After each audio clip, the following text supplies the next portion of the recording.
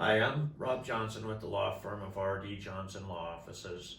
And in this video, I'm going to talk about how you can shield your income from your businesses. If you have a company or multiple companies, this is a great way that I'm going to explain how to protect that income from those businesses. If you get sued personally, for example, if you're in a car accident, that can create an issue. And if they get a judgment against you, then if you have an LLC or a corporation, then your ability to take income from the business may be compromised. With an LLC, you're going to have charging order protection, but that charging order protection will be problematic in that you won't be able to get your money out. Because what a charging order is, it's the sole remedy of a judgment creditor. Under the Nevada law, our law is very explicit that a judgment creditor of a member of an LLC can do nothing but get the charging order, which is a sit and wait order, to sit and wait and hope that the company will make a distribution of profit to that member.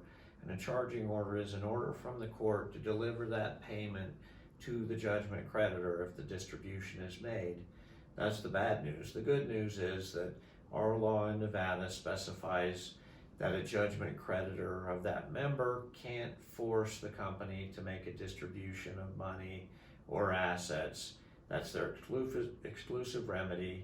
And that what it really is effectively a lien. They can't foreclose the lien. They can't exercise any other remedy or try and wiggle any other arguments into that. So that's what they have to do, sit and wait and hope for a distribution. So that's good, but the issue with that is you're at a judgment or a stalemate with the judgment creditor where they can't get into the money, but you can't get the money out, the income from the business where you need it to use it to pay your personal expenses like your mortgage and your car payment and so forth. So that's an issue, and the problem is if the company starts to pay those things for you, and the judgment creditor finds out about it, they can use that as evidence to try and do what's called a reverse alter ego veil piercing to get into the company. Now, what I prefer to do in these situations is to set up what I call a Nevada Business Holdings Trust, which is an asset protection trust. And instead of you owning the interest in the business, the trust will own the interest in the LLC, or same thing if you've got a corporation, the trust can own the interest in the corporation. It can own, a multitude of businesses for people that have multitudes of businesses. Some people do. I have clients that have lots of businesses. So a single trust can own an interest in each of those businesses. Or for even better protection, I have a lot of clients that will set up a separate business holdings trust for each company so that you're isolating your liabilities even further. So, but in any case, the LLC will be able to distribute the profits into the business holdings trust. Even if you have a judgment against you, that income flow won't be stopped up because there's no charging order that will apply to that LLC. So the income can continue to come out into your trust, and if you have a judgment, then you stop taking the distribution out of the trust to yourself, and then what happens is the trustee will write the check to pay your gas bill, your electric bill, your car payment, your house payment, whatever needs to be paid on your behalf. It'll go directly there instead of coming to you where it might get hit with a garnishment while it's in your bank account or in your hands. So again, free flow of the money.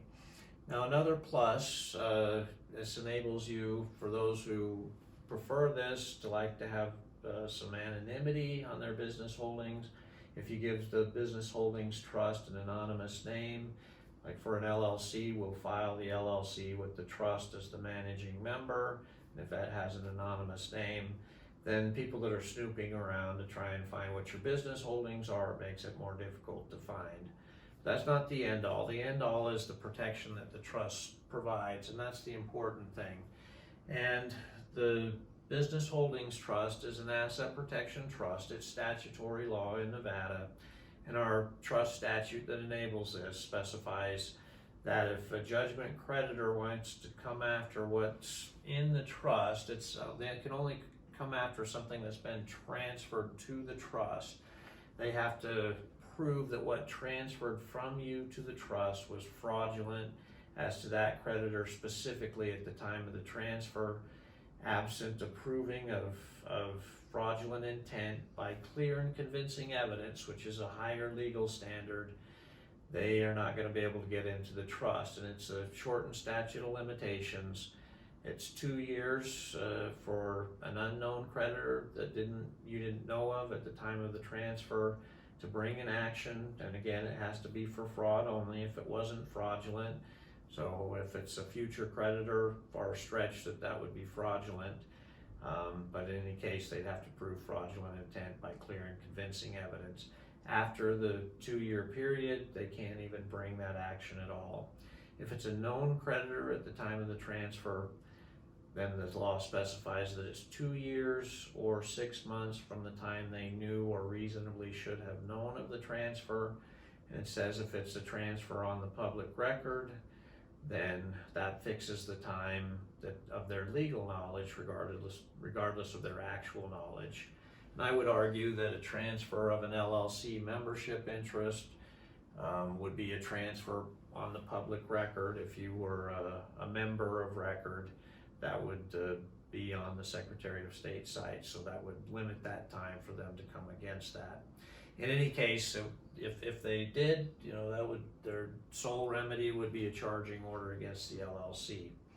So anyway, but the big thing again is the free flow of the income. Another benefit is that the businesses will avoid probate, and that's an important issue that many people leave out of their estate plan. They'll set up a trust and put their personal assets in, but they leave the businesses out. And if a business is owned by you individually, when you die, that business will have to be probated before your family or anybody else is going to get any part of that business. With the Business Holdings Trust, that LLC or corporation, whatever the business is, will avoid probate so that it doesn't have to go through that long, expensive process, and your family will be entitled to your interest in the business through the trust. So anyway, that's basically the way that the Business Holdings Trust works. It's a one-time setup cost, there's no ongoing fees, and I believe that's the best way to protect those business income interests. Thank you for watching.